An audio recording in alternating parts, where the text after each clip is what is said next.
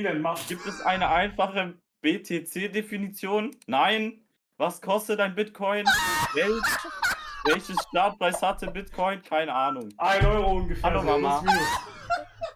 Willst du 'ne Präsentation machen?